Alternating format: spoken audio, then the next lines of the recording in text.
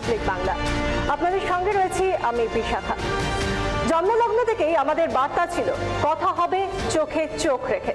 আমরা চোখে চোখ রেখে বারবার প্রশ্ন করেছি, বারবার নির্ভীক সাংবাদিকতার স্বার্থে প্রশ্ন করে গিয়েছি, প্রশ্ন তুলেছি। নমস্কার, আমি অনির্বাণ বিশাখার সঙ্গে আজকে আপনাদের সঙ্গে। এবং যেটা বলছিল বিশাখা, যে আমরা শুরু থেকেই চোখে চোখ রেখে প্রশ্ন করে গিয়েছি এবং আমরা চেয়েছি সেই চোখে চোখ রেখে প্রশ্ন করার উত্তরগুলো আসুক। প্রশ্ন থাকে, উত্তরও আসে, কিন্তু প্রতিদিনকার টেলিভিশনের সেই বিতর্কগুলোর মাঝখানে আরো অনেক প্রশ্ন, আরো অনেক বড় প্রশ্ন হয়তো চাপা পড়ে যায়, আর সব বিতর্কই শেষমেশ দলাদলিতে এসে জায়গা নেয়। তাই আমরা চেয়েছিলাম এবার কথা হোক আরেকটু উন্মুক্ত পরিসরে, আরেকটু বড় পরিসরে, যেখানে দল নয়, যেখানে পার্টিজান কোনো আলোচনা নয়, যেখানে সাধারণ মানুষের জন্য আর বর্তমান এবং ভবিষ্যতের জন্য আরো বড় করে বড়ভাবে কথা হোক। তাই আজকে রিপাবলিক বাংলার কথা হোক। অনির্বাণ, আমরা আজকে আমাদের এই আলোচনা, এই বিতর্কে যারা রয়েছেন পক্ষে এবং বিপক্ষে বলার জন্য, মনে হয় তাদেরকে প্রথমে আমরা সেই গেস্টদের আগে আমরা পোডিয়ামে ডেকে নেব। আমরা প্রথমেই ডেকে নেব বিশিষ্ট চিকিৎসক কুণাল সরকার আমাদের সঙ্গে রয়েছেন। ডাক্তার সরকারকে পোডিয়ামে ডেকে নেব।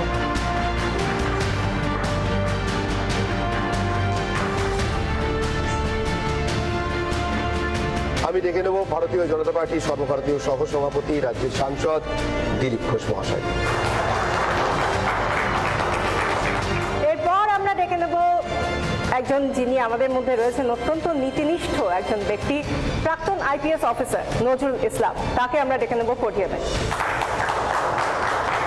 আমি মঞ্চে আহ্বান করব প্রাক্তন বিধায়ক এবং তৃণমূল কংগ্রেসের লেখক শিল্পীদের যে সংঘ, তার বর্তমান নেতা এবং বর্তমান সভাপতি নির্বেদ রায়কে। এশিয়াটিক সোসাইটিতে দীর্ঘদিন ধরে অত্যন্ত গুরুতর কার্যভার সামাল দিয়েছেন, ইতিহাস চর্চা করেন, কলকাতার ইতিহাস নিয়ে রীতিমতো কাজ করেন সেই নির্বেদ রায়।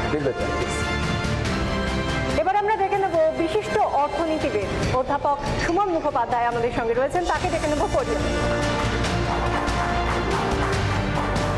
আমি ডেকে নেব মঞ্চে তন্ময় ভট্টাচার্যকে, প্রাক্তন বিধায়ক, সিপিআইএম নেতা, এবং আমাদের যে স্লোগান রিপাবলিক বাংলা, আমরা যা বলি কথা হোক চোখে চোখ রেখে, তন্ময় বাবু এ রাজ্যের রাজনৈতিক মহলে সর্বাধিক পরিচিত এই চোখে চোখ রেখে কথা বলবার জন্য, দলের অন্দরে বাইরে সর্বত্র। তন্ময়বাবু প্লিজ। অনির্বাণ, আমাদের একের পর এক গেস্ট যারা আজকে আমাদের বিশিষ্ট অতিথি, তারা চলে এসেছেন পোডিয়ামে, এবং তার মধ্যে আমার এবার মনে হয় আমাদের যে বিষয় নিয়ে আজকের মোশন, তার জন্য পক্ষে বিপক্ষের যারা অতিথি তারা তো চলে এসেছেন, কিন্তু এবার আজকের মোশনটা কি নিয়ে সেটা বোধহয় বলার সময় হয়ে গিয়েছে। একেবারে বিশাখা, আজকের রাজনীতিতে আদর্শের জায়গা কতটুকু? সত্যি কি আদর্শ দিয়ে আজকের রাজনীতি হয়? আদর্শের জন্য রাজনীতি হয়? আজকের রাজনীতিতে আদর্শের কোনো জায়গা আছে, নাকি রাজনীতির প্রধান কথা হয়ে দাঁড়িয়েছে ক্ষমতা দখল? আমাদের আজকের বিতর্কের প্রথম বিষয়, আজকের রাজনীতিতে ক্ষমতাই আসল, আদর্শবাদ, ক্ষমতা দখলই আজকের রাজনীতির প্রথম কথা, প্রধান কথা। এই প্রস্তাবের পক্ষে যারা বলবেন তারা হচ্ছেন ডক্টর কুণাল সরকার, সুমন মুখোপাধ্যায় এবং নজরুল ইসলাম। আর প্রস্তাবের বিপক্ষে, অর্থাৎ রাজনীতিতে এখনো আদর্শ আছে, আদর্শের উপর দাঁড়িয়েই রাজনীতি হচ্ছে, এটা যারা মনে করছেন, আমাদের বাদিকে একসঙ্গে দিলীপ ঘোষ, নির্বেদ রায় এবং তন্ময় ভট্টাচার্য। একদমই। এবং আমার মনে হয় এই যে যখন তুমি ইন্ট্রোডিউস করেই দিলে অনির্বাণ, তখন আর সময় নষ্ট না করে সরাসরি রিপাবলিক বাংলা কথা হোক এই বিতর্ক এবার শুভ সূচনা করার সময় হয়ে গিয়েছে। আমার মনে হয় প্রথমেই আমরা এই মোশনের পক্ষে যারা রয়েছেন, অর্থাৎ সিটিজেন্স ভয়েস, নাগরিক সমাজের যারা বিশিষ্টজন, তাদেরকে ডেকে নেওয়ার পালা। আমরা প্রথমেই ডেকে নেব যিনি আমাদের মধ্যে রয়েছেন, যার কথা প্রথমেই বললাম অত্যন্ত নীতিনিষ্ঠ, তাকে আগে ডেকে নেব প্রাক্তন আইপিএস অফিসার নজরুল ইসলামকে। প্রত্যেক বক্তার জন্য আমরা শুরুতে 5 মিনিট করে সময় দিয়েছি, প্রত্যেকে তার প্রাথমিক বক্তব্য 5 মিনিটের মধ্যে শেষ করবে, এই অনুরোধ রেখে নজরুলবাবুকে জানাচ্ছি আপনার সময় শুরু হচ্ছে এখন। মাননীয় সঞ্চালকদ্বয়, সবার মতে আদর্শবাদ যেন তেন প্রকারণে ক্ষমতায় রাজনৈতিক দলগুলির চালিকা শক্তি। আমি ওই মতকে সর্বান্তকরণে সমর্থন করি। আপনাদের মনে আছে 19 সালের নির্বাচনের পর বিজেপি যখন উদ্ধব ঠাকরেকে মুখ্যমন্ত্রী করতে রাজি হলো না, তখন শিবসেনা সম আদর্শের বিজেপির হাত ছেড়ে কংগ্রেস এবং এনসিপির হাত ধরে সরকার গঠন করল ক্ষমতার লোভ। আর এই ক্ষমতার লোভ এতটাই তীব্র যে শুধুমাত্র দরকারে বিরোধী আদর্শের হাত ধরা নয়, যদি ক্ষমতার কাটা হয় তাহলে সম আদর্শের লোকদেরকে সরিয়ে দিতে এরা পিছপা হন না। গত কয়েক দশকে বিজেপি, কংগ্রেস বা তৃণমূল কারো ঘোষিত আদর্শের কোনো পরিবর্তন হয়েছে বলে আমার জানা নেই। কিন্তু আপনারা দেখেছেন যে তৃণমূল কখনো বিজেপির হাত ধরে এনডিএ, কখনো কংগ্রেসের হাত ধরে ইউপিএ, এবং সুবিধা মতো তাদের বিরোধিতাও করছে। এবং আরও আপনারা জানেন যে এই মোদির সঙ্গে রুদ্ধদ্বার বৈঠকে মমতা একটা সমঝোতা এসেছে। ফলে আপনারা দেখুন নারদার, সারদার, কয়লাকাণ্ড, গরু পাচার কাণ্ডের তদন্তের শো চলছে, কিন্তু সঠিক তদন্ত হচ্ছে না, তদন্ত শেষ হচ্ছে না। যারা অপরাধ করেছে তারা জেলে যাচ্ছে না বা কোনো জরিমানাও হচ্ছে না। আপনারা 1911-1921 সালের নির্বাচন এ রাজ্যে দেখেছেন। আমি বলবো এই সমঝোতা না হলে ভবানীপুর আসন থেকে সাংবিধানিক সংকটের অচল অজুহাত দেখিয়ে মমতাকে তাড়াতাড়ি জেতার সুযোগ করে দেয়া সম্ভব ছিল না। আচ্ছা, সংবিধানের কোথায় লেখা আছে বলুন তো যে মমতাকেই মুখ্যমন্ত্রী থাকতে হবে? মমতাকে যদি মুখ্যমন্ত্রী রাখা না যায় তাহলে সাংবিধানিক সংকটের সৃষ্টি হবে। নির্বাচন কমিশন কি বলল? বলে মুখ্য সচিব লিখেছে। আরে মুখ্য সচিব তো তার পদ বাঁচানোর জন্য এখতিয়ারের বাইরে গিয়ে বেআইনি কাজ করেছে। কিন্তু আপনারা নির্বাচন কমিশন কি করলেন? আমি বলবো এখানে যারা রাজনৈতিক নেতারা আছেন, রিপ্রেজেন্টেশন অফ পিপল অ্যাক্টের 151 এ ধারাটা দেখে নেবেন। সেখানে পরিষ্কার বলা আছে যে নির্বাচন কমিশন কেন্দ্রীয় সরকারের সঙ্গে পরামর্শ করে এ ব্যাপারে সিদ্ধান্ত নেবেন। তাহলে আমরা বলতে পারি যে অর্ডারে মুখ্য সচিবকে কোর্ট করলেও আসলে নির্বাচন কমিশন মোদি বা শাহ এদের সঙ্গে পরামর্শ করেই মমতাকে জিতানোর ব্যবস্থা করেছেন। এবং তার ফল কি দেখছেন? বিজেপি বিরোধী জোট দুর্বল করার জন্য মমতা কংগ্রেসের বিরুদ্ধে কথা বলে। একটু বলবো যে আমাদের কিন্তু সময়টা কমে আসছে। আপনি নিশ্চয়ই দেখতে পাচ্ছেন 52 সেকেন্ড রয়েছে। হ্যাঁ, ঠিক আছে, ইন্টারভেন ইন মিডল প্লিজ। 5 মিনিটে বের দেখুন, বাজিয়ে দেবেন। বিজেপির আদর্শ হিন্দু ন্যাশনালিজম, সেই আদর্শ থেকে তারা সিএ পাস করেছে। কোনো সেকুলার দলের নেতাদের এই আদর্শকে সমর্থন করা সম্ভব নয়। কিন্তু তাই বলে মুকুল রায়ের বিজেপিতে যেতে বাধেনি, আবার তৃণমূলে ফিরে এসছেন, কিন্তু এমএলএ পদে ইস্তফা দেননি এবং স্পিকারের কাছে আবেদন করলেও তার পদ বাতিল হয়নি। এটা প্রথম নয়। সদ্য প্রয়াত সুব্রত মুখার্জি কংগ্রেস থেকে এমএলএ ছিলেন, তারপর তৃণমূল থেকে কাউন্সিলর হয়ে মেয়র হলেন, আগের পদ ছাড়লেন না এবং স্পিকারও সে পদ বাতিল করলেন না। আদর্শ কোথায়? রাজীব ব্যানার্জি যখন বিজেপি গেলেন, সময় শেষ। মুখ্যমন্ত্রী তো বলেছিলেন যে বনসহায়ক পদে নিয়োগে দুর্নীতি হয়েছে, তিনি তো আবার ফিরে এলেন, কিন্তু এই দুর্নীতির তদন্ত হলো না। হলে যে এসএসসির যে নিয়োগের ঘাপলা বেরিয়ে যেত, আপনি চিন্তা করুন যে এসএসসি বলছে আমরা কোনো সুপারিশ করিনি, বোর্ড বলছে যে কমিশনের সুপারিশে আমরা নিয়োগ দিয়েছি, বর্তমান যিনি মন্ত্রী তিনি বলছেন আমি তখন ছিলাম না, আর তখন যিনি ছিলেন তখন বলছেন আমি এখন তো মন্ত্রী নাই। নজরুল ইসলাম এবার প্লিজ শেষ করবেন, সময় শেষ। আদর্শবাদ ক্ষমতায় আসল লক্ষ্য। নমস্কার। অনেক ধন্যবাদ আপনার মূল্যবান মতামতের জন্য এবং বিতর্ক শুরু করার জন্য তো বটেই। শুরুতেই যেভাবে আমরা যে পয়েন্টগুলো পেলাম সত্যি সেগুলো একের পর এক তুলে ধরার মতোই। বেশ কিছু বিষয় দাগ কাটে। রাজনীতিতে দুর্নীতি চলছে, একের পর এক তদন্তও চলছে, কিন্তু তার কোনো ফল পাওয়া যাচ্ছে না। এবং অত্যন্ত প্রাসঙ্গিকভাবে অত্যন্ত সাম্প্রতিক যে বিষয়টা এসএসসি দুর্নীতি, সেই বিষয়টিও কিন্তু উঠে এলো নজরুলবাবুর গলায়। এবার আমি ডেকে নেব দিলীপ ঘোষকে। দিলীপ ঘোষ উত্তর দেবেন আজকের এই সভার মোশনের অর্থাৎ প্রস্তাবের বিপক্ষে।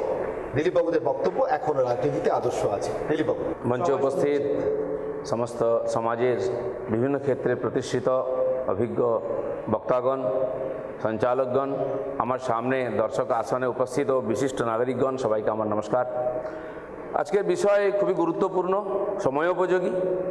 সেজন্য প্রথমেই আমি রিপাবলিক বাংলা চ্যানেলকে ধন্যবাদ দিচ্ছি এবং শুনলাম এখানে অর্ণব দাও উপস্থিত আছেন, তাকেও ধন্যবাদ দিচ্ছি। তার উপস্থিতিতে এই ধরনের একটা গুরুত্বপূর্ণ আলোচনা হচ্ছে, আর পশ্চিমবাংলার ক্ষেত্রে তো খুবই গুরুত্বপূর্ণ।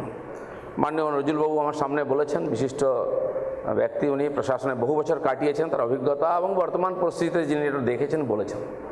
আমার ব্যক্তিগতভাবে আমি রাজনীতি করছি ঠিকই, কিন্তু আমরা সবাই সমাজের কাছে দায়বদ্ধ।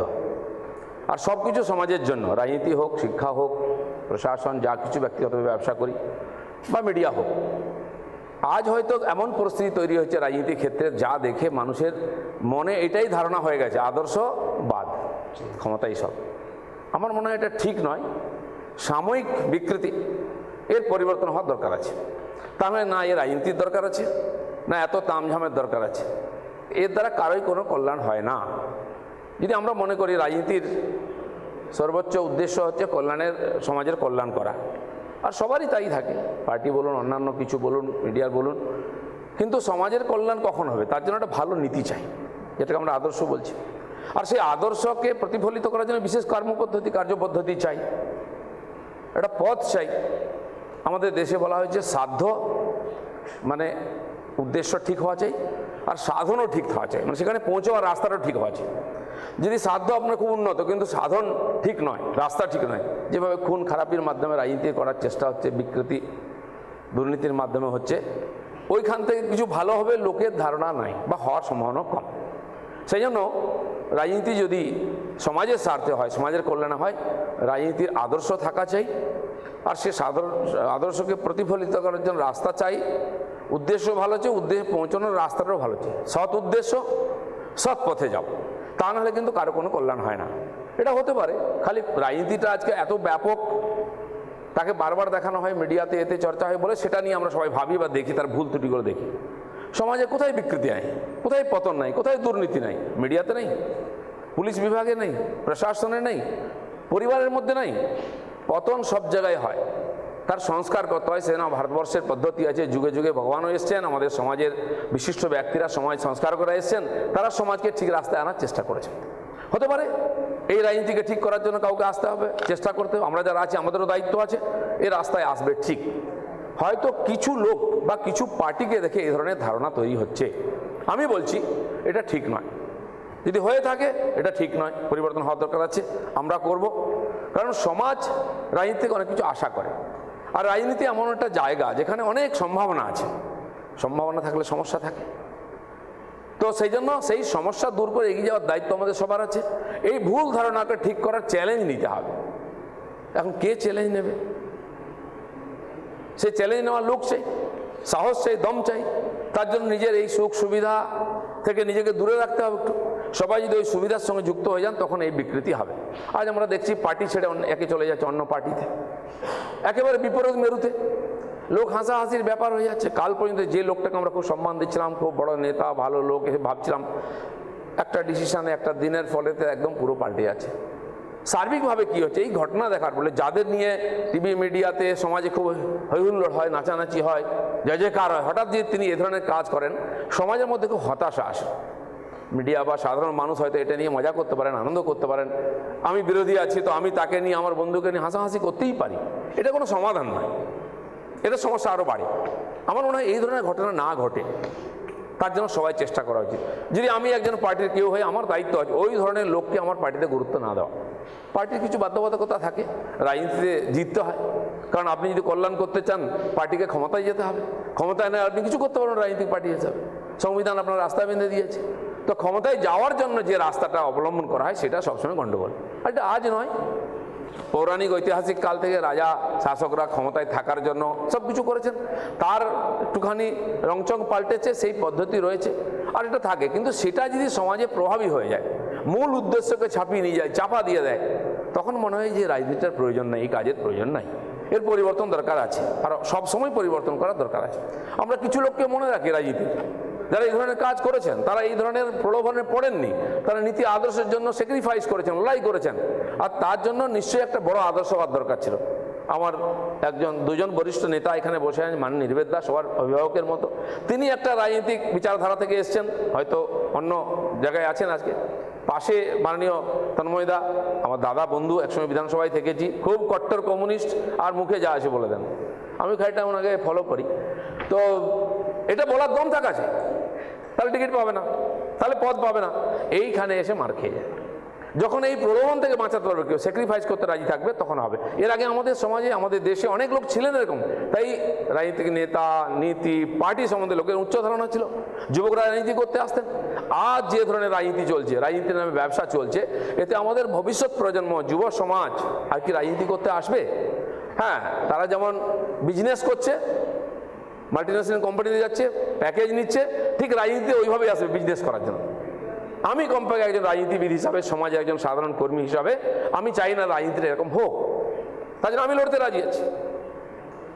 অনেকে আছেন যারা কমিউনিস্ট বিচারধারা থেকে এসেছেন, আজ কমিউনিস্ট পার্টি ক্ষমতায় নাই, প্রতিনিধি নাই, কিন্তু তার মধ্যে অনেক ব্যক্তি তারা সেই আদর্শ নিয়ে লড়াই করছেন, এখনো বক্তব্য সোজাসুজি রাখছেন, রাজনীতিক লাভ লোকসান দেখছেন না। সব পার্টিতে হয়, আমাদের পার্টিতে বহু লোক আছেন, আমি সেই পার্টির প্রতিনিধি হিসাবে এখানে এসেছি, বড় দায়িত্বে ছিলাম, আছি, কিন্তু আমি একজন সমাজের সাধারণ মানুষ, আমি রাজনীতিক কর্মী, আমাকে বহু লোক দেখেন, ফলো করেন, আর আজকে কেউ কিছু লুকিয়ে রাখতে পারবে না। এমনভাবে মিডিয়ার লোকেরা সকাল থেকে ক্যামেরা নিয়ে পিছনে ঘুরতে থাকে, আপনি খাচ্ছেন, দাচ্ছেন, ঘুমোচ্ছেন, কার সঙ্গে গল্প করছেন, সেটাও করতে পারবেন না, আর সেটাও নিউজ। তো এটা ভালো একদিকে, সতর্ক হবেন হয়তো, কিন্তু কোথায় হচ্ছে? কালকে যে বড় কথা বলছে, আজকে সেখানে লাভ দিয়ে পড়ে যাচ্ছে, এটা খুব দুঃখের বিষয়। আগামী দিনের জন্য, সমাজের জন্য, রাজনীতির জন্য এটা খুবই খারাপ জিনিস, এই সংকেতটা ভালো নয়, এর থেকে সমাজকে বাঁচাতে হবে, এ দায়িত্ব সবাইকে নিতে হবে। আর আমি যেহেতু রাজনীতিতে আছি, আমাদের কাছে চ্যালেঞ্জটা বড়, আমরা রাজনীতিতে আসার ফলে আমাদের পরিচিতি বাড়ে, সম্মান বাড়ে, সুবিধা বাড়ে, নয়তো হয়তো আমি এই সুবিধার যোগ পেতাম না। আমি নিই কিনা পরের কথা, আমি না চাইলেও পাবো, না চাইলেও লোকে আমাকে জানবে, রাস্তায় নমস্কার করবে, দেখা করবে, কথা বলবে, আমাকে বিশিষ্ট বানিয়ে দিয়েছে রাজনীতি।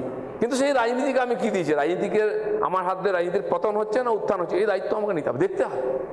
আর প্রত্যেকের, কেউ ভাবছেন রাজনীতিতে ঢুকে পড়েছি, ভালো বিজনেস উইদাউট এনি ইনভেস্টমেন্ট, এইভাবে আজকে রাজনীতি চলছে, ভালো ব্যবসা। আমার মনে হয় রাজনীতিকে যারা ব্যবসা করেছেন বা করছেন, তাদেরকে শিক্ষা দেওয়া দরকার আছে। একটা হচ্ছে নির্বাচনে যারা নির্বাচিত করবেন তারাও সেই ইন্টারেস্টের মধ্যে ঢুকে যাচ্ছেন, শাড়ি দিয়ে, চাল দিয়ে, ডাল দিয়ে, পয়সা দিয়ে, খাবার দিয়ে, মাংস ভাত দিয়ে ভোট পাওয়া যাচ্ছে, ভোট কেনা যাচ্ছে।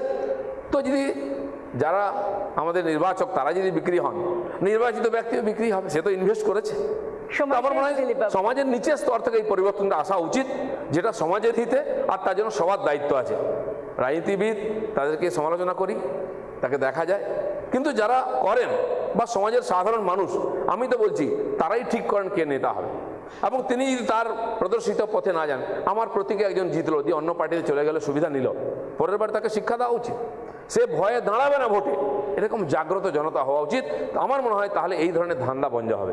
আমার মনে হয় এটা নিয়ে কেউ দ্বিমত হবেন না, কিন্তু দ্বিমত হওয়া না হওয়া প্রশ্ন নয়, এটা করে দেখাতে হবে। পরিবর্তন সময় থেকে আসুক, আমরাও সঙ্গে থাকবো। ধন্যবাদ। দিলীপবাবু যেভাবে বলে অভ্যস্ত, অর্থাৎ দিলীপবাবু যেমনটা বলছিলেন যে তন্ময়দার কাছ থেকে নাকি, তন্ময়বাবুর কাছ থেকে নাকি শেখার চেষ্টা করেন, যা মুখে এসে বলে দেন, এবং ঠিক সেভাবেই বললেন দিলীপবাবু এটার জন্যই পশ্চিমবঙ্গের রাজনীতিতে এত জনপ্রিয়।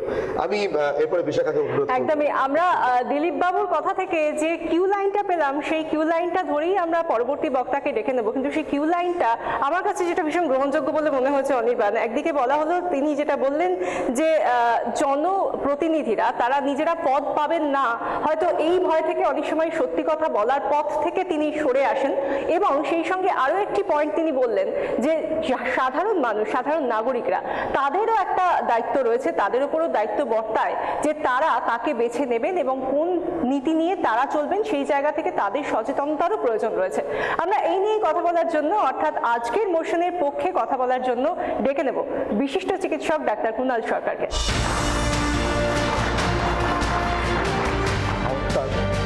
রিপাবলিককে আমাদের এই সামান্য মোটা বুদ্ধির মধ্য মেধার ডাক্তারদের জায়গা করে দেবার জন্যে আমার কি বলবো কৃতজ্ঞতা।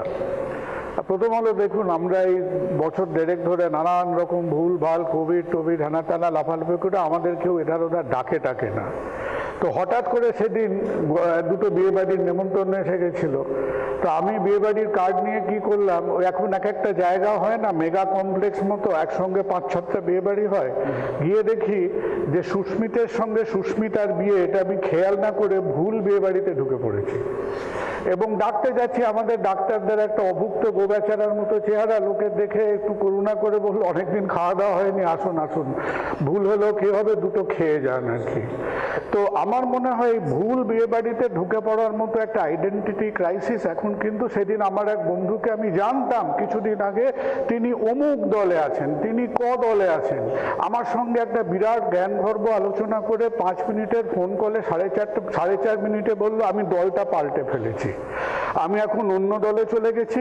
সুতরাং লাস্ট 30 সেকেন্ডের কনভারসেশন আমার অন্য দলের মতো হতে হবে। এবং আমারই চেনাশোনা বহু লোক, তারা এমন ক্যারামের গুটির মতো এখন যাতায়াত করছে এ প্রান্ত থেকে ও প্রান্তে, যে আমি প্রত্যেককে আমার সঙ্গে দেখা হলে একটা ট্যাবলেট স্টেমেটিল দিয়ে রাখছি, কারণ এর থেকে মাথা ঘুরতে ভার্টাইগো হতে বাধ্য। তো এটাই আমাদের মতো সাধারণ মানুষদের ভয়ঙ্কর রকম আশ্চর্যের ব্যাপার হয়েছে। দিলীপবাবু একটা কথা ব্যবহার করেছেন, রাজনীতি এবং ব্যবসা। দিলীপবাবু প্রশ্নটা ব্যবসা নিয়ে নয়, প্রশ্নটা হচ্ছে প্রতিটা ব্যবসারও একটা নিয়ম কানুন থাকে। আপনারা সেই কর্ণের সহজাত কবচকুণ্ডলের মতো আজ রাজনীতি একটা ফিউডাল ক্ল্যানে তৈরি হয়েছে, এবং যেভাবে আপনি সাধারণ জনসাধারণকে ল অ্যান্ড অর্ডার, ফাইন্যান্স, তার ফাইন্যান্সিয়াল অ্যাকাউন্টেবিলিটি, তার বাড়ি ভাড়া, সে গাড়িতে কত পেট্রোল ঘোরে, তার রিসিটে সে বছরে 2বার কবে জুতো পাল্টেছে, আপনি আমার থেকে যে অ্যাকাউন্টেবিলিটি নিচ্ছেন, আপনি বুকে হাত দিয়ে বলুন আপনাদের ক্ল্যানের মধ্যে সেই অ্যাকাউন্টেবিলিটি নেই। যার অ্যাফিডেভিটে বাড়ি নেই সে প্রাসাদে থাকে। আজকে আপনারা প্রত্যেকটা political financing is outside of public query. কেন? আজকে পিএম কেয়ার ফান্ড থেকে প্রত্যেকটা পলিটিক্যাল ফাইন্যান্সিং এর কেন আমরা অ্যাকাউন্টেবিলিটি ডিটেলস না, তার উত্তর দিন। The more the world changes, the more the world remains the same. যত সময় যাচ্ছেন আপনারা ভারতবর্ষকে একটা সামন্ততান্ত্রিক ফিউডাল সোসাইটিতে পরিণত করছেন। সাধারণ মানুষের জন্য একরকম নিয়ম কানুন, আর আপনারা যারা সহজাত কবচকুণ্ডল নিয়ে বলেন যে আমরা রাজনীতি করি, আপনাদের সত্য মিথ্যা অ্যাকাউন্টেবিলিটি, করাপশন, ইনভেস্টিগেশনের বিন্দু মাত্র কোনো ভয়ে ডর বালাই নেই। যেদিন ওই ক্ষমতার ঘোড়ার থেকে কোনো মতে ছিটকে পড়বেন, তখন দেখবেন ওই ছোট বড় মাঝারি টিকটিকিরা পিছনে লেগে গেল। যতক্ষণ ক্ষমতায় থাকবেন বিন্দু মাত্র আপনারা you are vaccinated from birth. সুতরাং সেই আপত্তিটা আপনাদের কাছে আমাদের আছে অ্যাজ এ সিটিজেন। নিজেদের অ্যাকাউন্টেবিলিটি নিয়ে আসুন, চিন্তা করুন যে আপনারাও আমাদের দেশের অন্য 130 কোটি সাধারণ মানুষের মতো একটা সাধারণ মানুষের জীবনযাত্রা যে অ্যাকাউন্টেবিলিটি, জবাবদিহি, ট্রান্সপারেন্সির ওপর চলে, আপনারাও সেই ট্রান্সপারেন্সির একটা অঙ্গ। মহাভারতের সময় থেকে কত 2 সপ্তাহ খানেকের মহাভারতের যুদ্ধ হয়েছিল, ভগবান শ্রীকৃষ্ণ 10 বার না 12 বার আদর্শ বিচ্যুত হয়েছিলেন। যত ভারতবর্ষ স্বাধীনতার দিকে এগিয়েছে তত ভারতবর্ষ গান্ধীবাদের থেকে দূরে চলে গেছে। আলটিমেটলি 5 লক্ষ মৃতদেহের ওপরে আমাদের অহিংস আন্দোলন শেষ হয়েছিল। দলবদল করা এমন কিছু ব্যাপার নয়। 1930 সালে ইউনাইটেড স্টেটসের entire right wing, left wing, Democrats, conservative, তারা সম্পূর্ণ, আপনাদের তো এখানে 2-4টে খুচরো পলিটিশিয়ান পালাবদল করে, ওখানে এন্টায়ার পার্টির নর্থ সাউথ সোয়াপ হয়েছিল, দুবার হয়েছে ইউনাইটেড স্টেটস পলিটিক্সে। আজকে চায়নার প্রচণ্ড দুর্দান্ত প্রতাপশালী লি জিনপিংকে বোধহয় 2বার ডিমোট করা হয়েছিল, ডেন জাওপিংকে বোধহয় 3বার ডিমোট করা হয়েছিল। এখন বেচারা চায়নায় কোনো দ্বিতীয় পার্টি নেই, কোনো বিজেপি নেই, তৃণমূল নেই, তারা যে কোথাও খোঁচা খেয়ে কোথাও যাবেন তার উপায় ছিল না। So it happens in world politics, আমরা সেটা অ্যাকসেপ্ট করি। কিন্তু আমাদের আজকে যেটা আশ্চর্য করছে সেটা হচ্ছে কি করে আপনারা নিজেদের আজকে একটা সম্পূর্ণ ডিফারেন্ট সুপার হোমো সেপিয়েন স্পিসিসে নিজেকে পরিণত করেছেন। কেন আপনারা আজকে আমাদের সাধারণ ওয়েভলেন্থ অফ লাইফের সঙ্গে এতটা বিচ্যুত, আজকে সেটা একটা সাধারণ নাগরিককে বিস্মিত করেন। আমি কেন, বোধহয়ের মধ্যে কোনো ষড়যন্ত্র আছে, আমার এটা শুরু থেকে 0 দেখাচ্ছে টাইমটা। না তো 1300 সালের কাছাকাছি। অনির্বাণ, তুমি কি আমার সঙ্গে ষড়যন্ত্র করছো? না, আমি কোনো ষড়যন্ত্র নেই। আচ্ছা, conspiracy theories are very popular. তো 1300 সালের আশেপাশে এক দাড়িওয়ালা প্রাজ্ঞ বাঙালি লিখে গেছিলেন, তার একটা জনপ্রিয় কবিতা ছিল এবার ফিরাও মোরে। তো সেখানে রবীন্দ্রনাথ লিখছেন, ওই যে দাঁড়ায় নত শির ম্লান মুখে লেখা শুধু শত শতাব্দীর বেদনার করুণ কাহিনী, ইত্যাদি ইত্যাদি বলে রবীন্দ্রনাথ আরো 3 লাইন লিখেছিলেন, সুদীর্ঘ কবিতা। কিন্তু মনে রাখবেন, সেই সময় মিডিয়ার পাওয়ার ছিল না, সেই সময় ফেসবুক আসেনি, হোয়াটসঅ্যাপ আসেনি।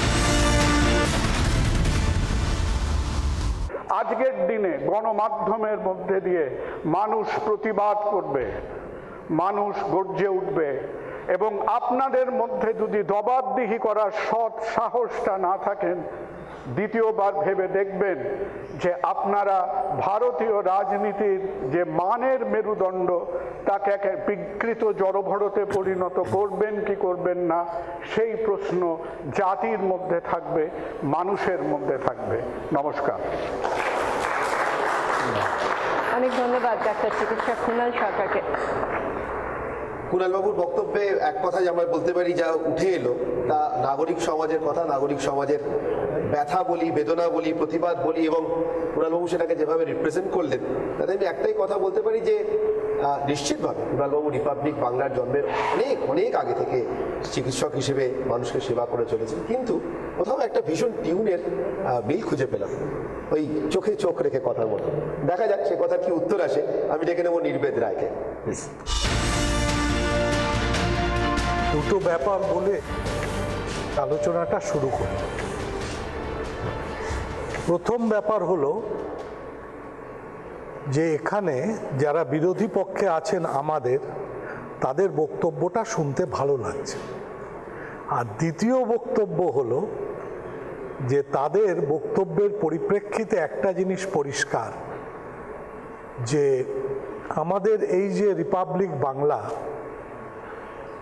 যার কর্ণধার অর্ণব গোস্বামীও এখানে উপস্থিত আছেন, তারও খেয়াল করতে হবে একটু যে রিপাবলিক বাংলারও ঠিক এই রকম বিরোধিতাই আপনি খুব তাড়াতাড়ি আশা করবেন, কারণ আপনি এস্টাবলিশমেন্টে আছেন, আপনি একটা কিছু করছেন, আর করলে তার বিরোধিতা করাটা হচ্ছে সুবিধা এবং সহজ সুযোগ, আর কিছু নেই।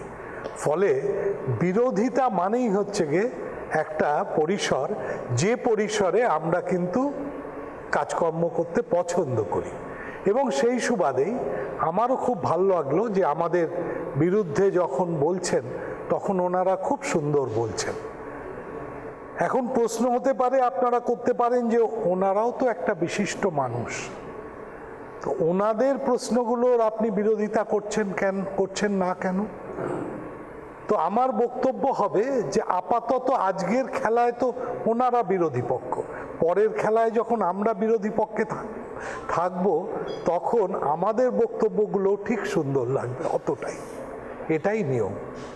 সুতরাং সে প্রশ্নে না গিয়ে বরং অন্যভাবে আসি।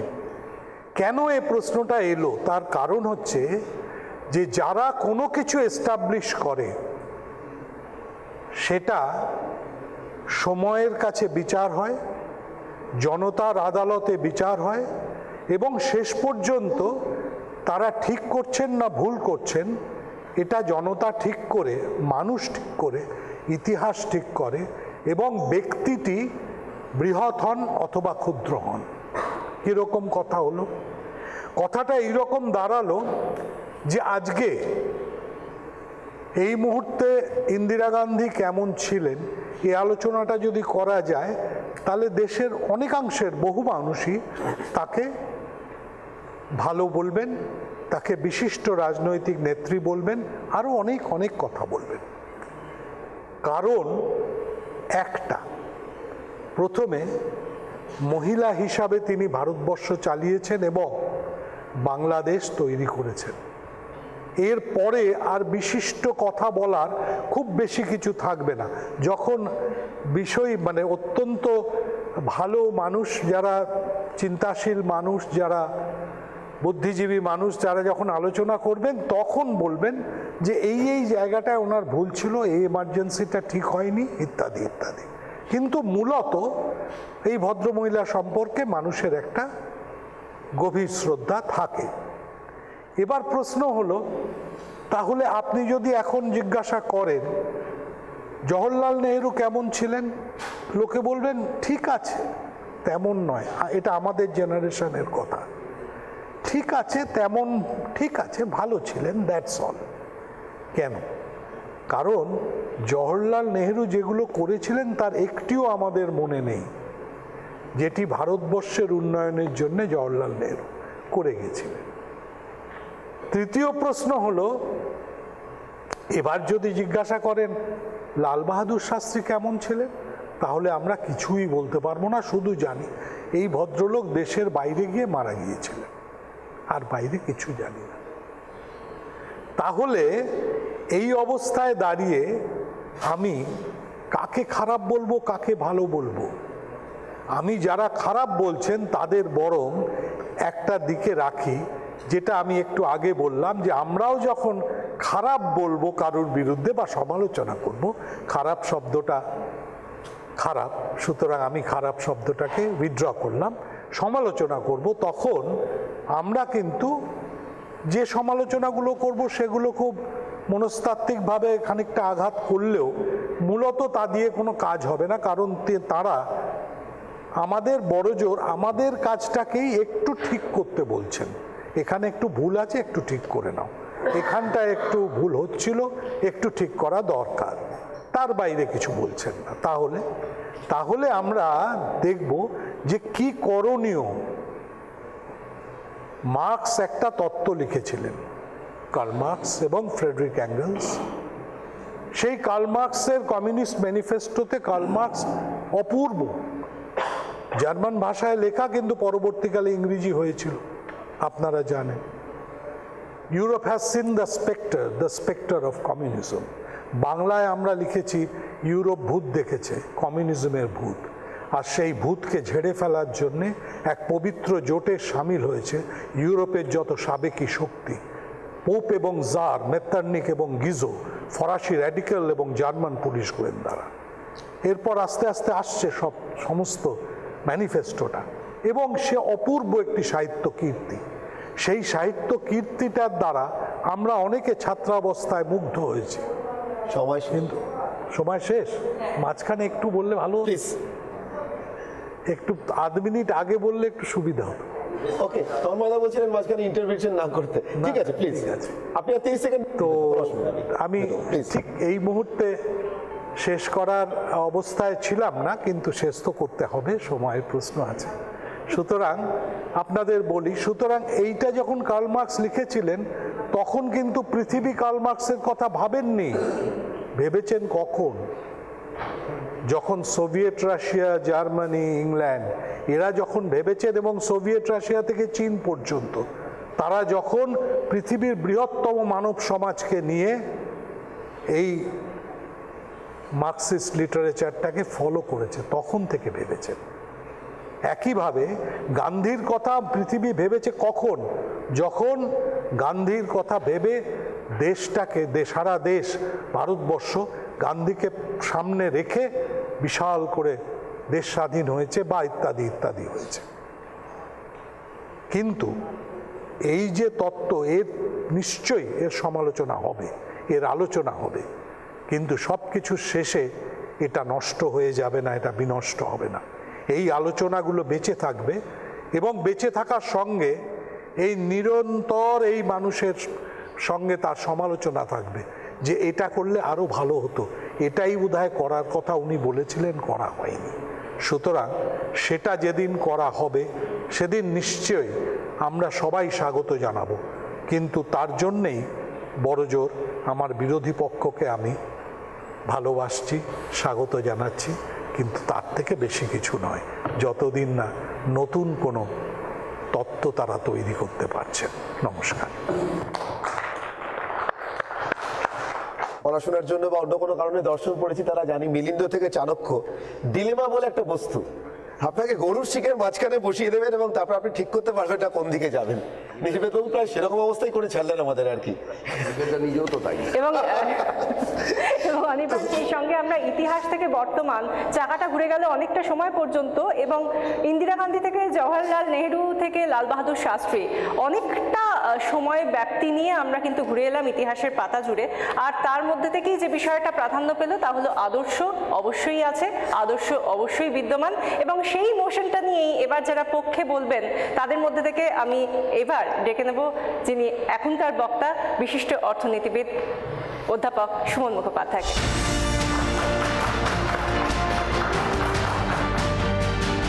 আদর্শবাদ অবশ্যই। আমি প্রশ্ন করতে পারি, আমরা কেন দিশাহারা, আমরা কেন গতিহীন হারা, পথ কেন আমায় খুঁজে নেয়, আমরা কেন পথ খুঁজি না। ওই গানটার থেকে দুটো প্রশ্ন উঠছে। গতিহীন হারা তো বটেই, কারণ পার্লামেন্টে যে বিল পাশ করা হয় প্রেসিডেন্সিয়াল স্যাংশনের পর, সেটাকে আবার আমরা ফেরত নেওয়ার প্রতিশ্রুতি দিই। আদর্শটা কোথায়, প্রফেশনালিজমটা কোথায়?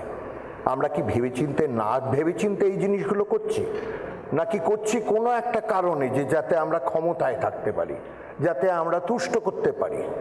তা যদি হয় তাহলে এবার প্রশ্ন আসছে, তাহলে পাওয়ারের সূত্রটা কি? চায়না বলছে সেটা আসছে চুঙ্গির থেকে, from the barrel of the gun. ভারতবর্ষে সেটা হচ্ছে weight of the money bag, কত বেশি পার্সের জোর। তা যদি না হয় তাহলে আমার বুঝতে এটা অসুবিধে যে কি করে দুটো আদর্শ দল একসঙ্গে কোয়ালিশন করে। আমার মনে পড়ে যায় সেই হিন্দি গানটা, জানে কাহা মেরা দিল জিগর গায়েগি আবি হাবি হাত কিদার গিয়া। কেন, কি করে যে দুটো পার্টি 35 বছর ধরে রাস্তায় রাস্তায় রক্তগঙ্গা বইয়েছে, তারা জোট বাঁধালো কিসের জন্যে? একজন মানবীকে ফেলার জন্যে, ব্যক্তিত্বকে ফেলার জন্যে। ঠিক এই ভারতবর্ষের সেই অবস্থায় এখন আমরা দেখতে পাচ্ছি, সবাই জোট করছে। যেরকম জুলিয়াস সিজারকে মারা হয়েছিল, কি করে একটা ব্যক্তিকে ফেলা হয়? এর মধ্যে আদর্শ আছে নাকি? আদর্শ যদি থাকে তাহলে আমার প্রশ্ন উঠছে, সিপিআই থেকে সিপিএম হলো কেন? জোলাবলদ থেকে গাই বাছুর হলো কেন? হাত হলো কেন? তৃণমূলের ঘাট হলো কেন? আদর্শের তফাৎ কোথায়?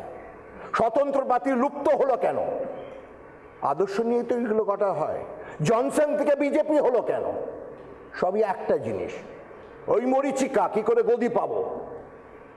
আমাদের ফ্রিডম ফাইটাররা যখন লড়েছে তখন কি তারা টাকা চেয়েছে?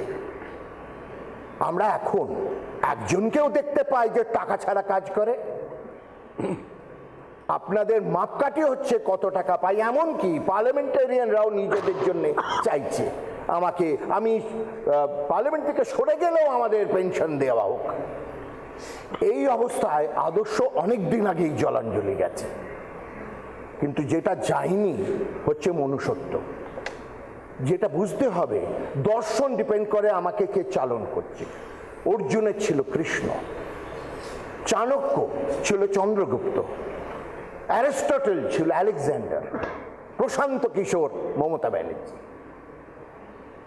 মনের পেছনে একজন থাকে, সবাইকার মধ্যে আছে, আমাদের আত্মাতেও আছে। সেটা কি আমরা চাঙ্গা করছি? চাঙ্গা করলে আমরা মনে করব লর্ড হান্ট কেন পর্বত শিখরে ওঠেনি? কারণ টেনজিং নোরকে আর হিলেরি আগে উঠে গিয়েছিল। তাকে জিজ্ঞেস করা হলে তুমি গেলে না কেন? বলে মিশন অ্যাকমপ্লিশড, আমার ওটার দরকার। ম্যাডাম কুরি নিজেকে কেন ক্যান্সারে প্রবণিত করেছিল? ম্যাডাম কুরি এই কারণেই করেছিলেন কারণ তিনি ক্যান্সার রিসার্চারে দেখতে চেয়েছিলেন এক্স-রের কি প্রবণতা। নিজেকে উৎস করে অন্যের জন্য করেছে, সেটা হচ্ছে আদর্শ। সেটাকে আমরা দেখতে পাচ্ছি ভারতের কোনায় কোনায়, কোথাও দেখতে পাচ্ছি, কোথাও দেখতে পাচ্ছি বজ্র আঠন, কিন্তু তারপরেই দেখতে সেটা ফসকা গেরো, সেটা খুলে যাচ্ছে। কারা করছে, কার জন্যে করছে? এইবার প্রশ্ন উঠছে যে আমরা ভারতকে একসঙ্গে এগোচ্ছি, অখণ্ডতার দিকে এগোচ্ছি। আমার মনে পড়ে আমি বিজু পাটনায়ককে একবার ইন্টারভিউ করেছিলাম ভারতবর্ষের এই ইকোনমিক চেঞ্জেস। উনি বলেছিলেন, mark my words, India is going to go for United states of India. একসঙ্গে আমরা থাকবো না। এককালে প্ল্যানিং কমিশন ছিল, পিছিয়ে যাওয়া দেশগুলোকে প্ল্যানিং কমিশন মদত করতো। এখন বললো না, ইটস কোঅপারেটিভ ফেডারেলিজম, যে যা পারো বাবা বেঁচে খাও। কোহিমার থেকে গোয়া অব্দি গেলে কি এক ভারতবর্ষ দেখতে পাচ্ছেন? ভারত যখন স্বাধীন হয় তখন $1 1 টাকা, 75 বছরে 75 টাকায় $1। এটা হচ্ছে আমাদের পারফরমেন্স। এখনো 50 আমাদের 1.4 বিলিয়নে 5-এর 1 দারিদ্র সীমার তলায়। কেন? এখন আমরা রিজার্ভেশন করছি, আমরা ভারতীয় হিসেবে নিজেদের চিহ্নিত করি না। মহারাষ্ট্রায় গেলে বলে মহারাষ্ট্রের জন্য মহারাষ্ট্র। আমরা এখনো বিভাজন করছি, শিডিউল কাস্ট, শিডিউল ট্রাইব। আমি জানতাম ধর্ম ফেথের ওপর নির্ভর করে। তা যদি হয়, বিশ্বাসের ওপর যদি ভিত হয়, তার আবার প্রোটেকশন কি? আমরা কেন ইউনিফর্ম সিভিল কোড চাইছি না? আর ঠিক এই প্রশ্নতেই আমার উঠছে, যদি তাই হয় যে আমরা সব রকম মতকে আমরা প্রোটেক্ট করব, তাহলে আমি নাস্তিক হিসেবে আমি কি প্রোটেকশন পাই এই কনস্টিটিউশন থেকে? আমি নাস্তিক, আমাকে কোনো জমি দেবে?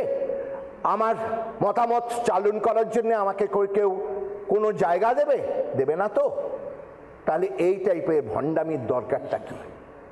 যেদিন ভারত উঠবে, যেদিন আমরা মুক্ত হস্তে বলতে পারবো যে আমরা ভারতীয়, আমরা বাঙালি নয়, মহারাষ্ট্রিয়ান নয়, আমরা উড়িষ্যাবাসী নয়, কিন্তু আমাদের একটাই পরিচয়, আমরা ভারতীয়। ধর্মঘরে থাক, সামনে ভারত থাক, তবেই এই দেশে এগোবে। কিন্তু সেটা যদি না থাকে, তা আদর্শ কাকে নিয়ে কি করে গদি পাই, কি করে বেঁচে থাকি, কি করে আমি বেশি টাকা পাই, এই নিয়ে তো আদর্শ হতে পারে না। আর সময় হয়েছে যে আমরা সবাই সেটা নিয়ে বলি, এই জিনিস আর চলতে পারে না। রাজনৈতিক প্রেরণা যদি থাকে, তাহলে আমাদের দর্শন দাও, হয় সোশ্যালিজম, নয় ক্যাপিটালিজম, নয় ওই কনফিউশনে যেতে হবে না, যেরকম স্ক্র্যাম্বলড এগস, যে মিক্সড ইকোনমি। মিক্সড বলে কিছু হয় না, তার মানে আমরা জানি না আমরা কি চাই, দুটো নৌকোয় পা দিয়ে চালাচ্ছি। আদর্শবাদ, ক্ষমতাই সব।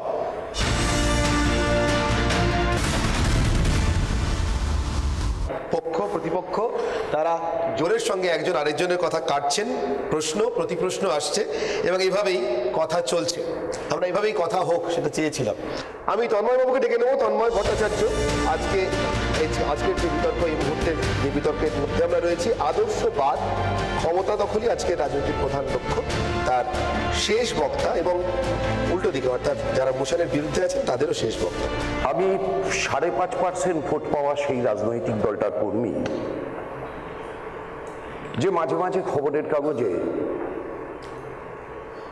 সুমনদার স্নিগ্ধ লেখায় মননের দিক থেকে প্রত্যেক দিন শুদ্ধ হই। কুণালদার অসম্ভব চিকিৎসা গুণে চিকিৎসিত মানুষের কাছে প্রশংসা শুনতে শুনতে মুগ্ধ হই।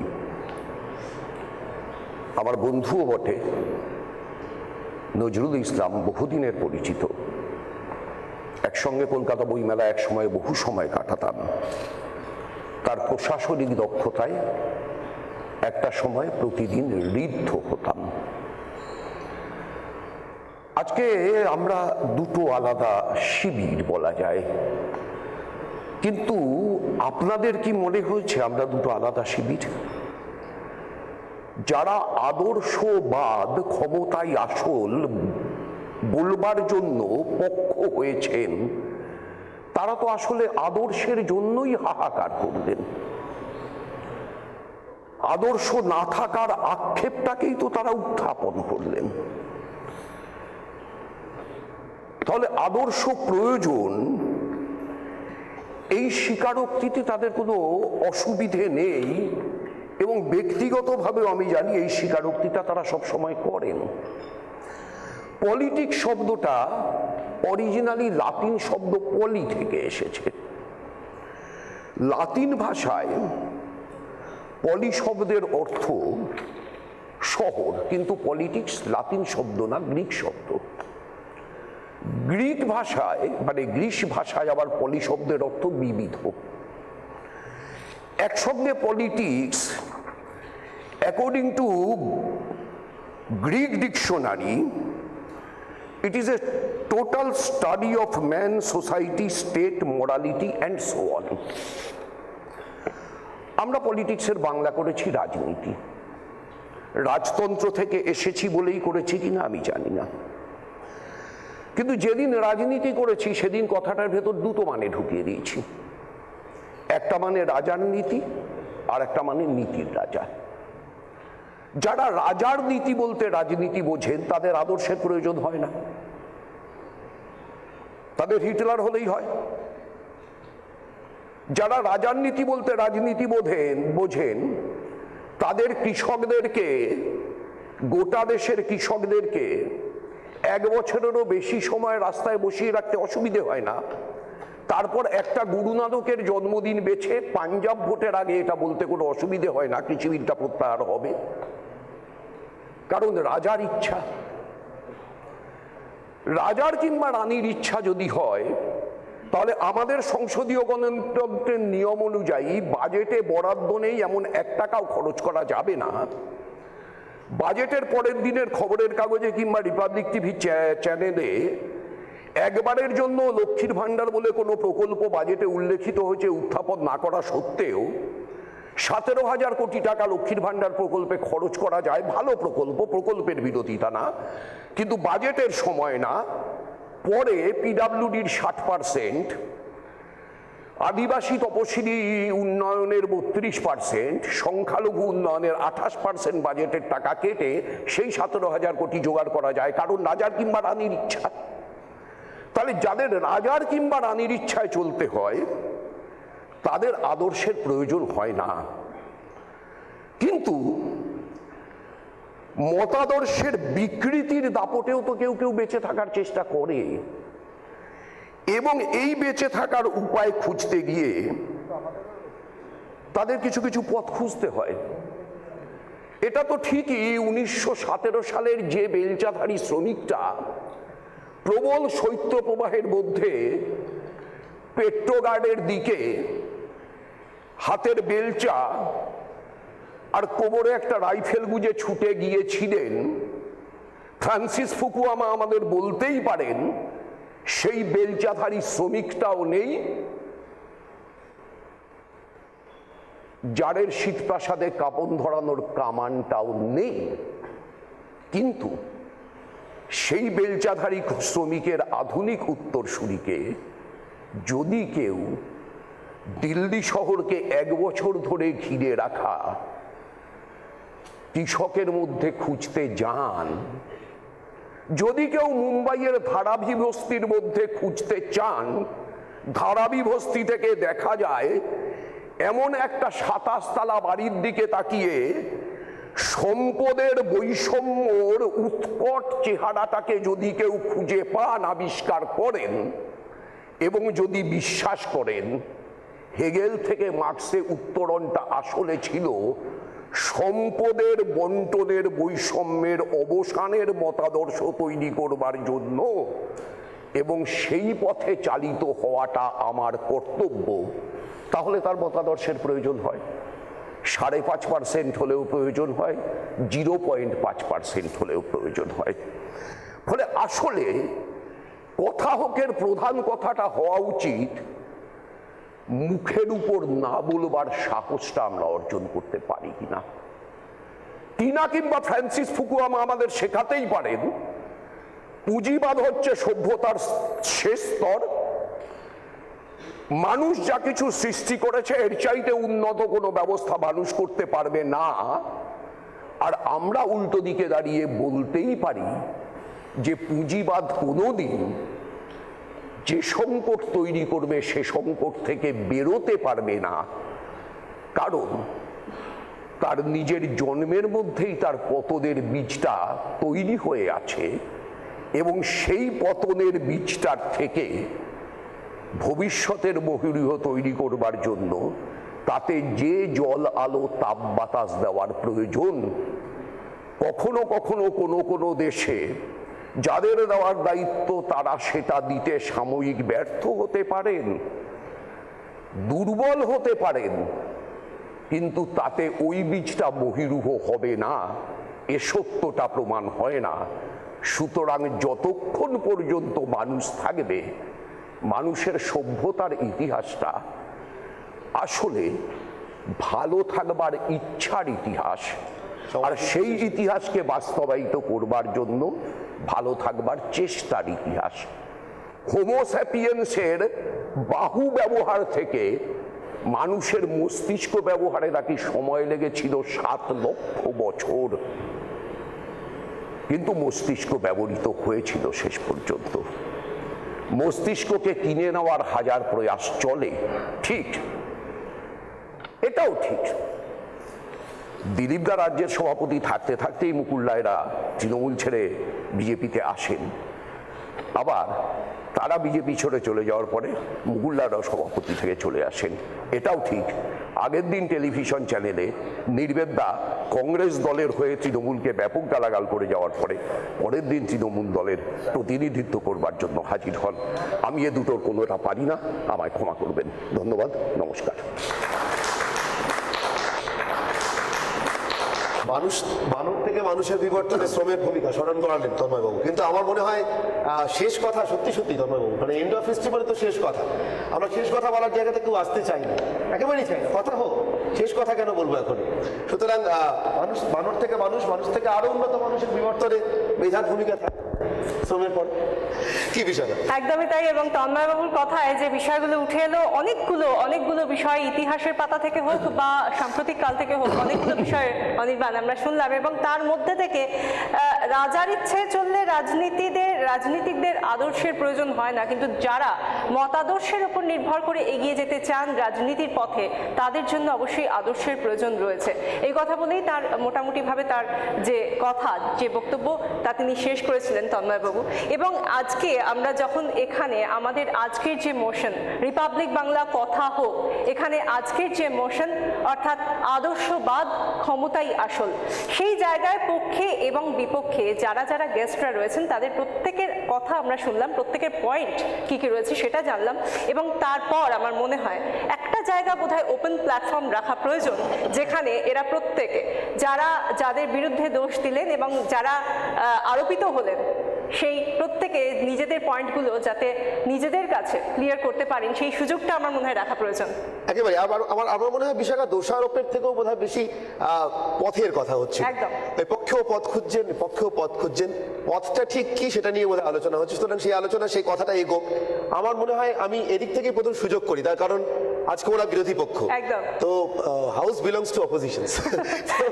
তন্ময় বাবু, নির্বেদ বাবু, দিলীপ বাবু, তিনজনের মধ্যে যে কোনো একজন বা দুজন যদি এ পক্ষকে কোনো প্রশ্ন করতে চান, পড়িয়ে আমি আরো একবার একদম প্রথমে যিনি নজরুল ইসলাম প্রশ্ন করেছিলেন, যে বিষয়টা অনির্বাণ তুলে ধরেছিলেন, আমি একটু জিস্ট আকারে বলবো যে রাজনীতিতে দুর্নীতি চলছে, একের পর এক তদন্ত চলছে, কিন্তু রাজনীতিকরা সেই তদন্তের ঊর্ধ্বে কি? কারণ এখনো পর্যন্ত তার কোনো ফয়সালা আমাদের আমাদের চোখে কিন্তু পড়ে না। প্রত্যেকের জন্য যারাই বলতে আসবেন এই বিষয় নিয়ে প্রত্যেকের জন্য 1 মিনিট সময় বরাদ্দ। আমরা তন্ময়দাকে পেয়ে গিয়েছি, তন্ময়দা প্রথম বক্তা। এই মোশন নিয়ে যখন কাউন্টার ইন্টারজেকশনের জায়গা আসছে তখন ইন্টারজেক্টর হিসেবে প্রথম বক্তা তন্ময়দা। আমাদের বিনীত নিবেদন হচ্ছে এটা আমার পক্ষের কাছে কোনো প্রশ্ন নেই, কারণ আমি পক্ষের বক্তব্য যা শুনেছি, আমি যা মানে বুঝেছি সেটা হচ্ছে 3 জন বক্তাই আদর্শ নেই বলে ব্যথিত। 3 জন বক্তার ভেতরেই আদর্শের ক্রাই আছে। 3 জন বক্তাই রাজনৈতিক দলগুলোকে অভিযুক্ত করেছেন আদর্শহীনতার বিরুদ্ধে, আদর্শ থেকে বিচ্যুতির বিরুদ্ধে।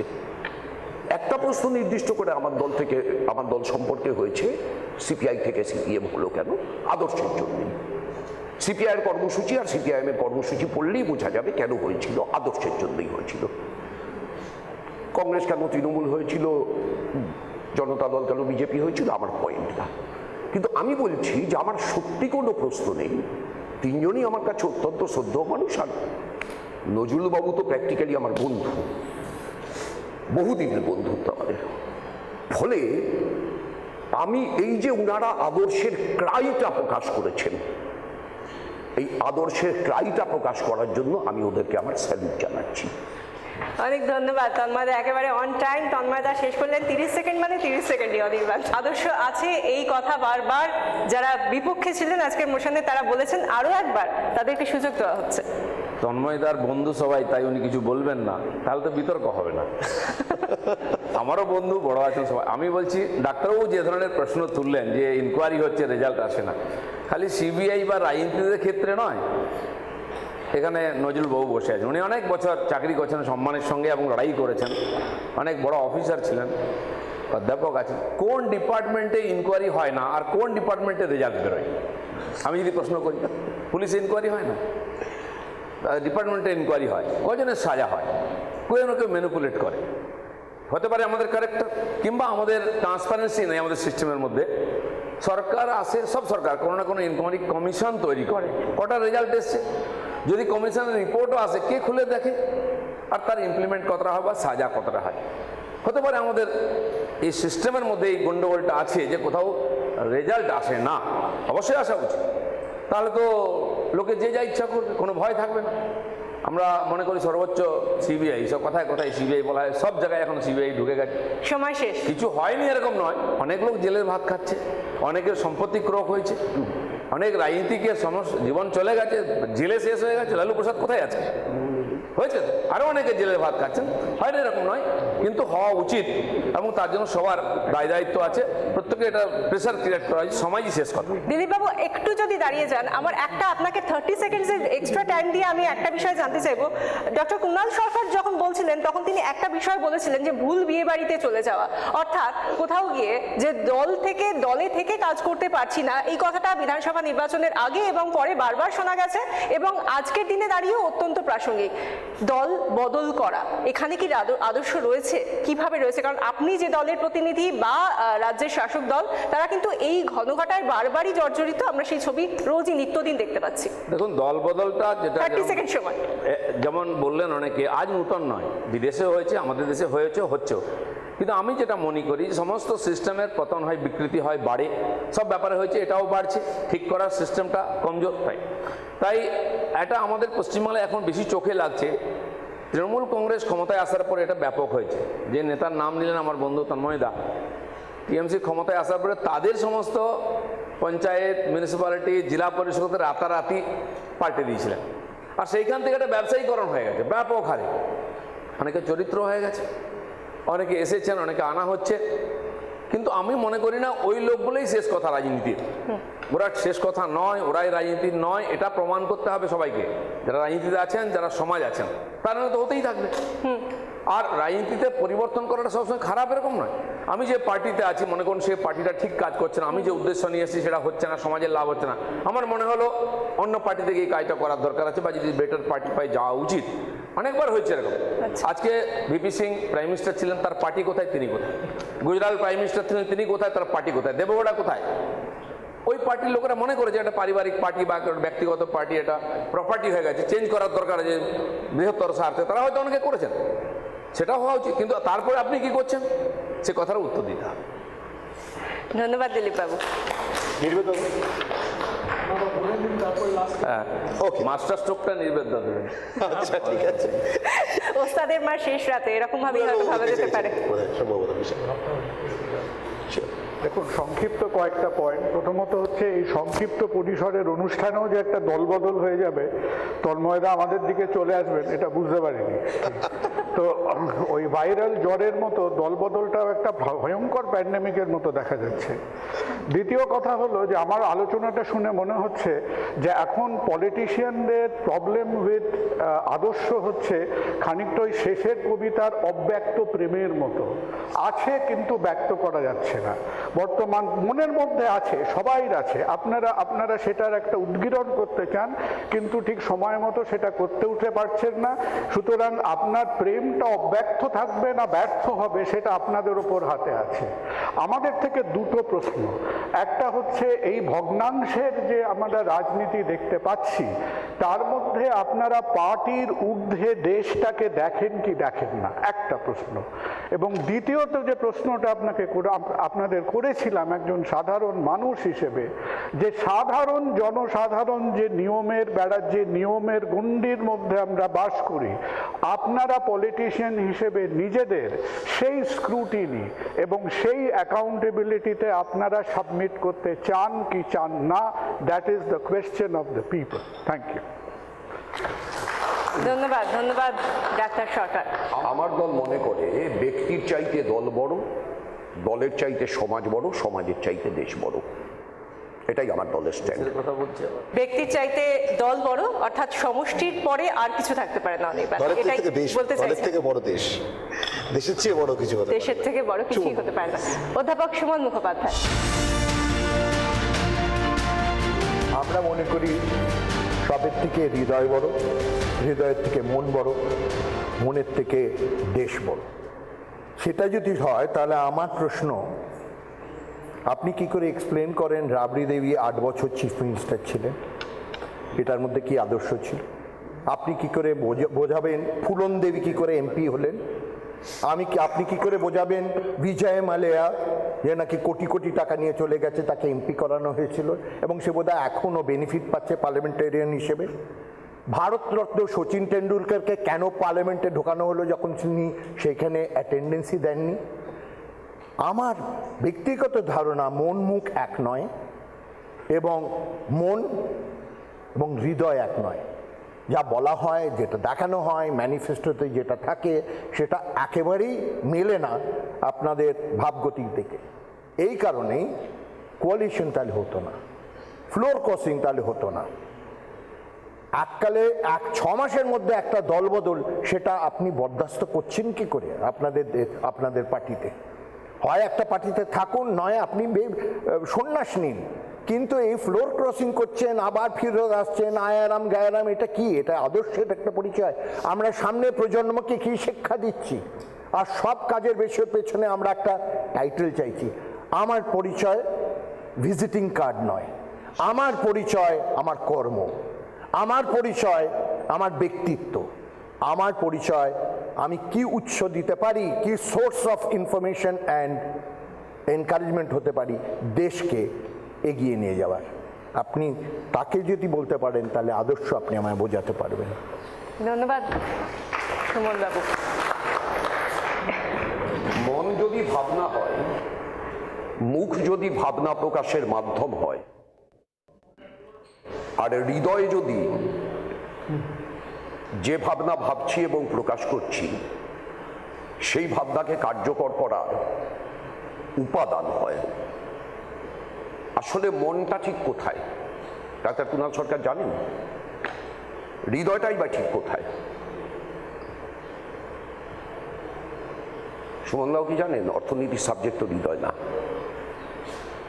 আসলে এগুলো সব তো আমাদের দেওয়া এক একটা নাম, আসলে সবটাই আসে হচ্ছে আমাদের মস্তিষ্ক থেকে। মনটাও মস্তিষ্ক, হৃদয়টাও মস্তিষ্ক। সমস্যা হচ্ছে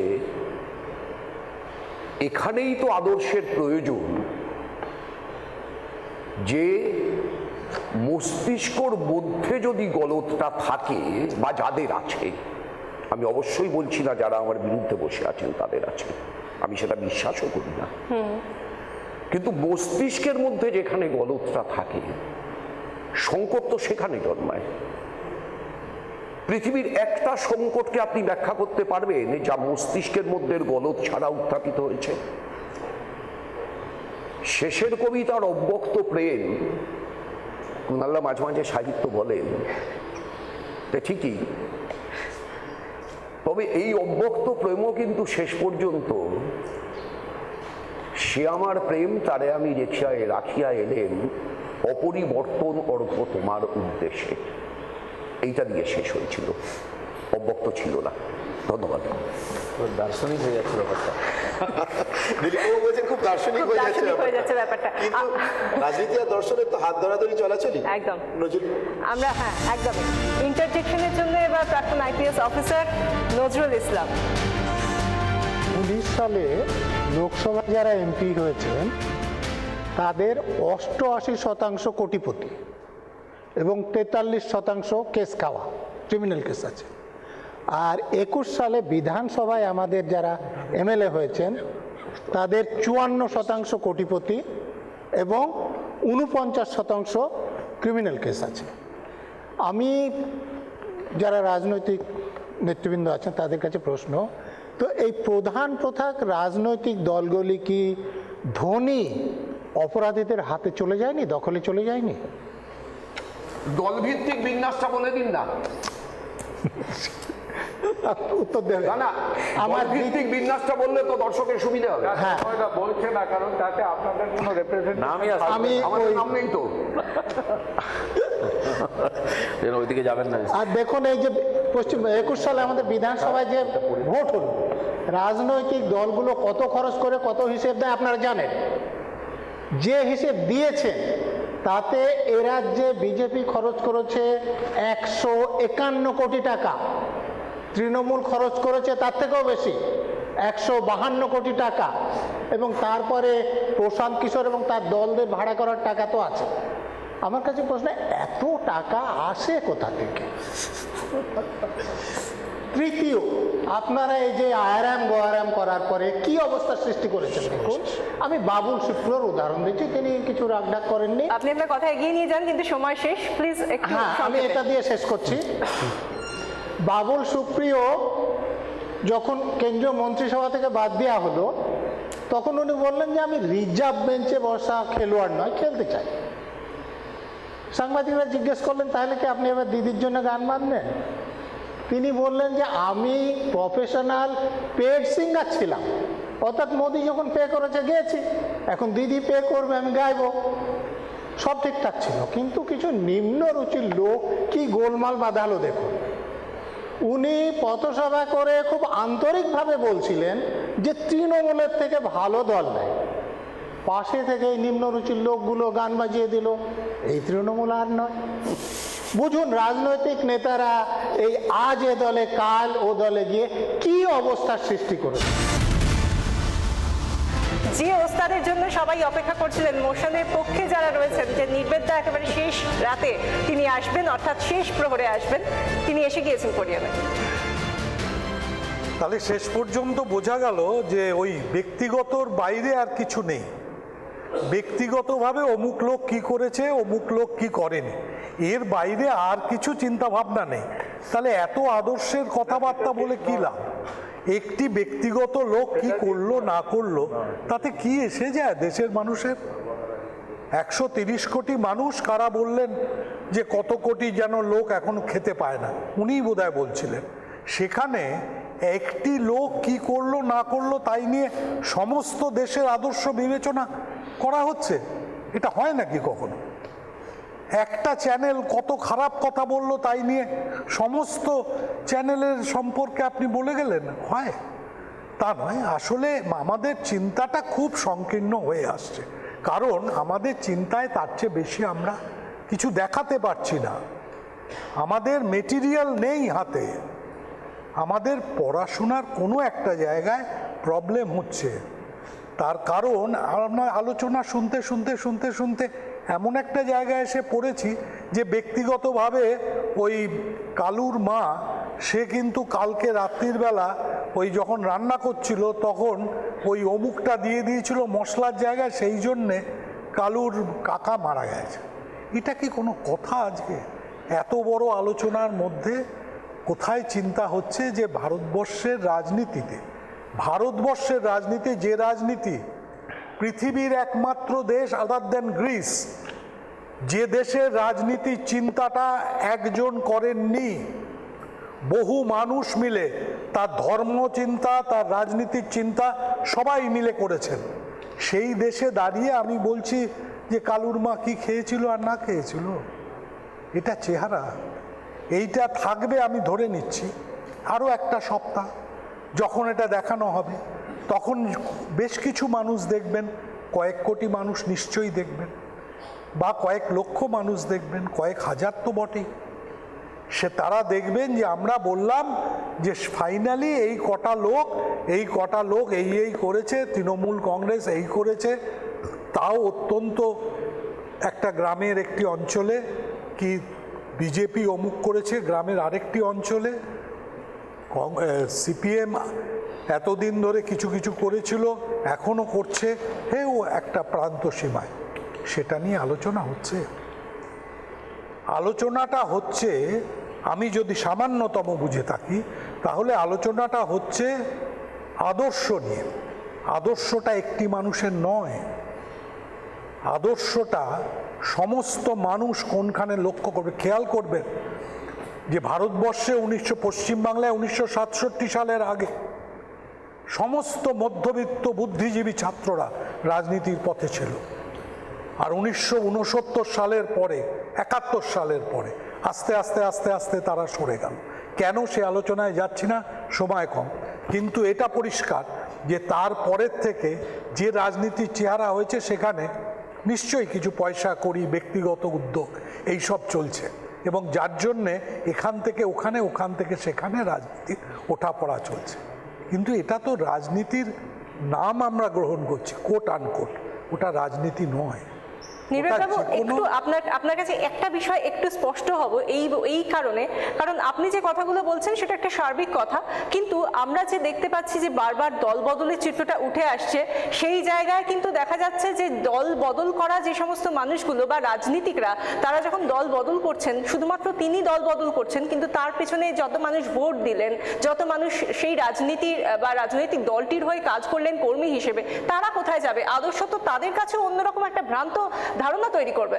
খুব সংক্ষেপে, আমাদের সময় একেবারে শেষ, খুব সংক্ষেপে এই উত্তরটা চাইব। যারা দল বদল করছেন তারা আজকে থেকে দল বদল করছেন না, তারা দল বদল করে কোথাও গেছিলেন, সেখান থেকে দল বদল করছেন। রামায়ণ থেকে সাধারণভাবে বিভীষণ দল বদল করেছে, সেই সবাই দল বদল করছেন। এবং এই যে দল বদলের লোকেরা, এরা তো একটা জায়গা তৈরি করেছেন, এত বড় অনুষ্ঠানের মধ্যে আপনারা এই দল বদলের লোক নিয়ে কথা বলছেন, এটা খুব ইম্পর্টেন্ট তাদের পক্ষে। অত্যন্ত সাকসেসফুলি তারা দল বদল করছেন এবং আগেও দল বদল করেছেন, ভবিষ্যতেও নিশ্চয়ই করবেন, সে ব্যাপারে লক্ষ্য রাখতে হবে আমাদের। কিন্তু সেটার উপর টোটাল পলিটিক্সের কিচ্ছু এসে যাবে না, কিচ্ছু এসে যাবে না। দল বদল হচ্ছে, দল বদল যারা করে এসছিলেন তারা টিকিট পেয়েছেন, তারা আবার হেরে গেছেন, অথবা দেখছেন মন্ত্রী হতে পারলাম না, তাহলে আবার দল বদল করে চলে গেলেন যদি হয় কিছু। এগুলো তো গল্প, এগুলো সাধারণভাবে আমাদের ভালো লাগে শুনতে, কিন্তু এ চেহারা নয়।